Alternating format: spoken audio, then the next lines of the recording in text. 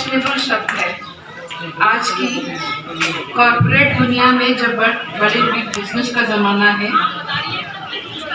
NGO शब्द का इस्तेमाल होता है, जिसका मतलब होता है ऐसी संस्थाएं जो किसी एक खास उद्देश्य को लेकर काम करते हैं, लोगों के बीच जाते हैं। पर जब हमने महिला दक्षता समिति की शुरुआत 1977 में की थी, उस समय हम दुनिया भर में और हमारे देश में महिला आंदोलन शुरू हुआ था।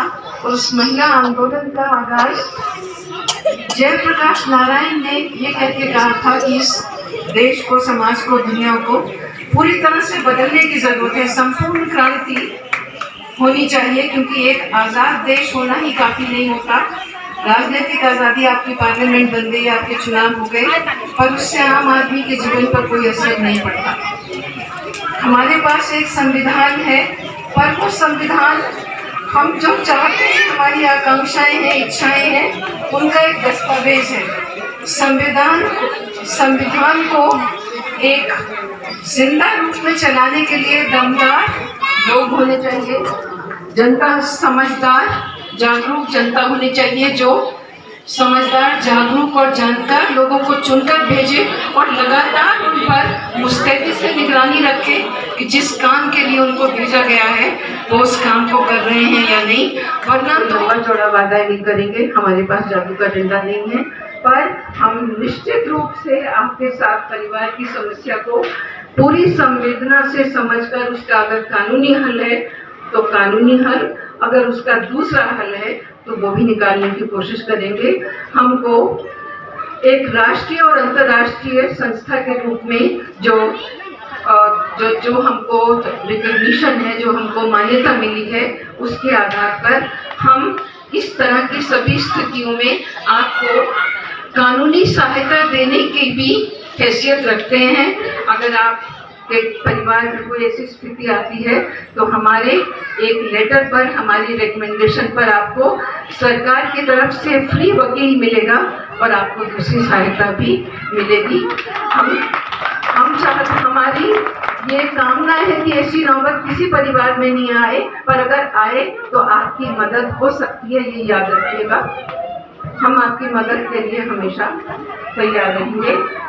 इसके अलावा महिला दक्षता समिति समय समय पर बहुत तरह की जानकारियां जो परिवार में बच्चों के लिए, बच्चियों के लिए, परिवार का मतलब सब लड़कियां और औरतें नहीं होता है, पुरुष उसका उतना ही हिस्सा है जितना स्त्रियां हैं। पुरुषों के लिए, बढ़ते बच्चों के लिए बहुत तरह की इन चीज़ों को लेकर जानकारी देने का काम भी, जन जागरण का काम भी करती है सामाजिक मुद्दों पर।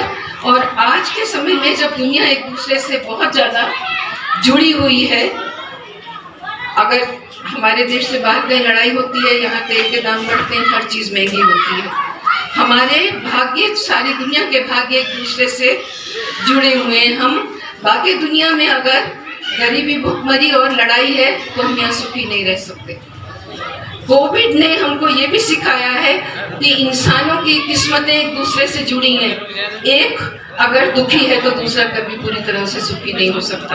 आपका पड़ोसी दुखी है और आप चैन की नींद सो रहे हैं, ये बहुत दिन तक नहीं चलेगा। इसलिए आइए, महिला दक्षता समिति इसके साथ ही इस बात में विश्वास करती है कि महिलाओं को सक्षम होने के लिए सिर्फ बात करना काफ़ी नहीं होता, जानकारी काफ़ी नहीं है, उनको खास तरह के स्किल, खास तरह के काम करने आने चाहिए ताकि वो रोज़ी भी परिवार के लिए कमा सकें। आज का समय हम बहुत मुश्किल समय से गुजर रहे हैं, हम सबको बहुत तरह के स्किल की ज़रूरत है और इस सेंटर के माध्यम से हम कोशिश करेंगे कि हमारी बच्चियां उस जिम्मेदारी को परिवार में उस कुछ स्किल हासिल करके उन जिम्मेदारियों को भी पूरा करने की कोशिश करें। आज हम आपके बीच ये संदेश लेके आए हैं कि परिवार को मजबूत कीजिए, पड़ोसी के साथ अच्छे संबंध रखिए, क्योंकि महिला दक्षता समिति ने ही ये नारा दिया था 70 और 80 के दशक में, स्त्री पर ना हो अत्याचार, हम पड़ोसी जिम्मेदार। अत्याचार तो ऐसा नहीं है कि पुरुषों पर नहीं होते हैं, पर पुरुषों के मुकाबले स्त्रियों पर ज्यादा होते हैं। पर ये कुदरत का नियम है कि जो कमजोर है, मजबूर है, चाहे वो स्त्री या पुरुष है, वो हमेशा किसी न किसी की जाति का शिकार होता है। आइए, महिला दक्षता समिति का अर्थ, दक्षता का अर्थ है दक्ष, मुस्तैद, जो बहुत चारों चीजों पर हर तरफ नजर जिसकी जाती है। आइए, दक्षता समिति आपके पास आज मौजूद है और जब जरूरत होगी आप हमको कभी पीछे नहीं पाएंगे, हम आपके पीछे खड़े हैं। अगर हमारी जरूरत हो तो हमको फोन से कैसे भी संपर्क कीजिए, हम आपके पास हाजिर होंगे। बहुत बहुत अर्थ नहीं रह जाता। लोकतंत्र बहुत जिम्मेदार, समझदार, जागरूक लोगों के लिए बना हुआ सिस्टम है, जिसमें अगर लोग जागरूक नहीं हैं, आप बेवकूफ बनेंगे। जिन नेताओं को आप चुनकर भेज रहे हैं, वो हमारे खुदा नहीं है, वो हमारे देवता नहीं है, वो हमारे राजा महाराजा नहीं है, वो हमारे सेवक हैं। उनको जो करना है वो कर रहे हैं कि नहीं, हमको लगातार निगरानी अगर नहीं रखी, आप बहुत मुसीबत में पड़ेंगे। ये सबक हमको 70 साल में सीखना चाहिए। महिला दक्षता समिति का जन्म संपूर्ण क्रांति के ही आदर्श से प्रेरित होकर हुआ था, जिसका उद्देश्य था एक ऐसा समाज, देश आजाद तो हो गया था, पर एक आजाद देश में एक ऐसा हम समाज बनाना चाहते थे जहां आदमी और औरत के बीच भेदभाव ना हो, जहां आदमी और औरत मिलकर देश को बनाने में, परिवार को चलाने में, देश को चलाने के लिए, परिवार को चलाने के लिए जितनी भी संस्थाएं हैं, चाहे वो कारखाने हैं, स्कूल हैं, कॉलेज हैं, यूनिवर्सिटी हैं, सब बहुत तरह की चीजों से देश चलता है। उसमें आदमी और औरत कंधे से कंधा मिलाकर अच्छी काबिलियत हासिल करके, अच्छी काबिलियत शिक्षा से और कौशल से, स्किल से, खास तरह की चीज में पारंगत होने से मिलती है। जैसा कि आज आपके सेंटर में होगा सिलाई का सेंटर और कंप्यूटर सेंटर, वो एक तरह की दक्षता, एक तरह का स्किल कम उम्र की लड़कियों को देगा, ताकि वो जीवन में अपने परिवार और देश समाज के स्तर पर एक बेहतर भूमिका अदा कर सके। पर महिला दक्षता समिति इन उद्देश्यों के अलावा एक गैर बराबर समाज में समानता, एक दूसरे के साथ मिलकर चलने का जज्बा और एक दूसरे के साथ सहयोग करना, बूढ़े, लाचार, कमजोर लोगों को की हमेशा ध्यान रखने वाला संवेदनशील समाज बनाने के लक्ष्य को लेकर चलती रही है। इसके साथ एक और हमारा छोटा सा एक और लक्ष्य था, वो आपको आपसे साझा करना बहुत जरूरी है, क्योंकि इस सारे जो सब कुछ हो रहा है उसकी बुनियाद में वही लक्ष्य है, और वो लक्ष्य है परिवार को मजबूत बनाना।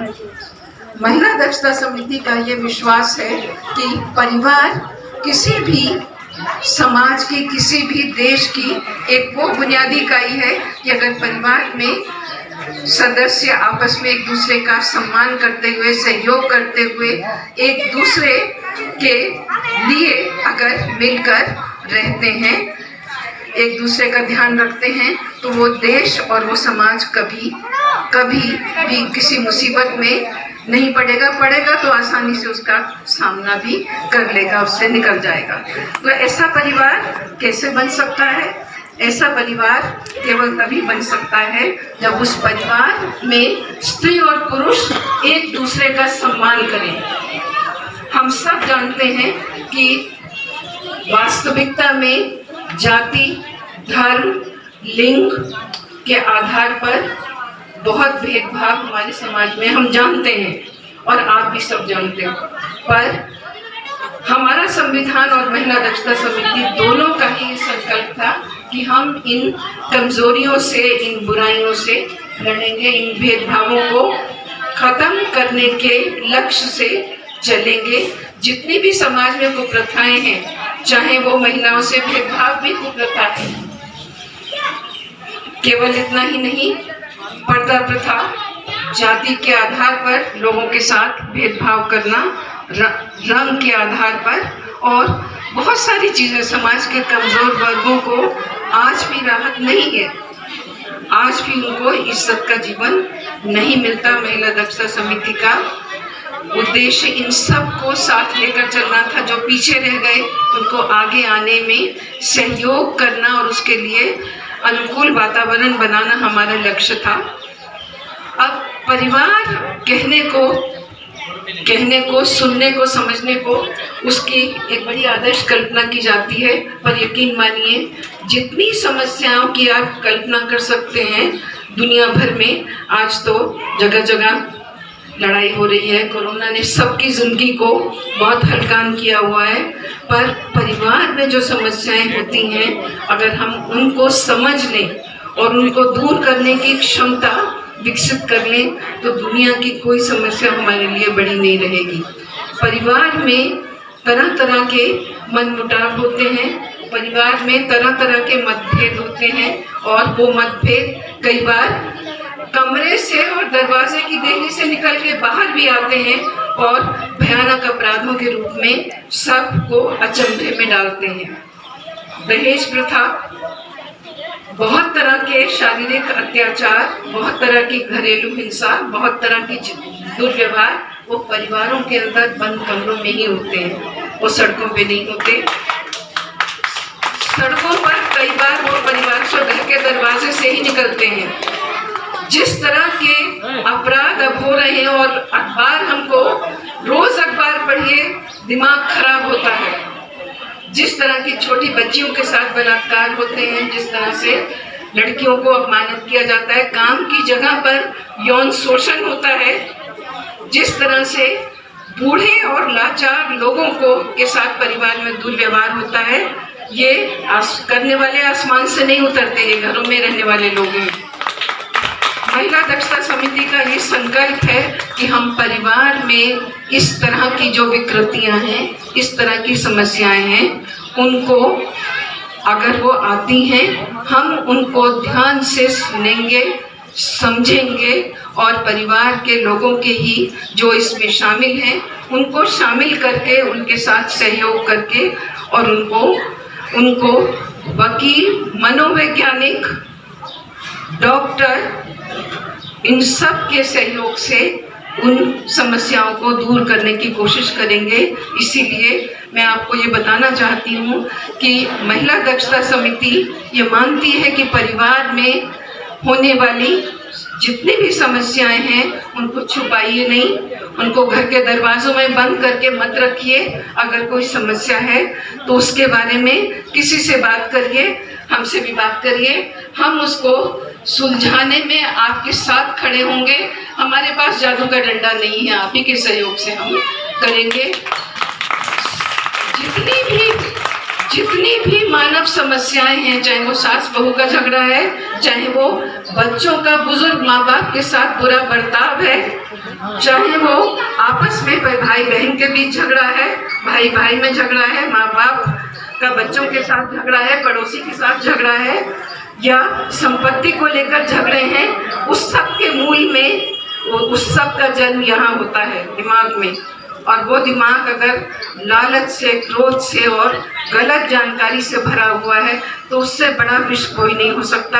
हम उस विष को और उन गलत फहमियों को दूर करने के लिए आपके लिए बैठे हैं। हम इंतजार करेंगे कि अगर ऐसी समस्या आती है तो हम मिलकर आपके साथ उनको दूर करने की कोशिश करेंगे।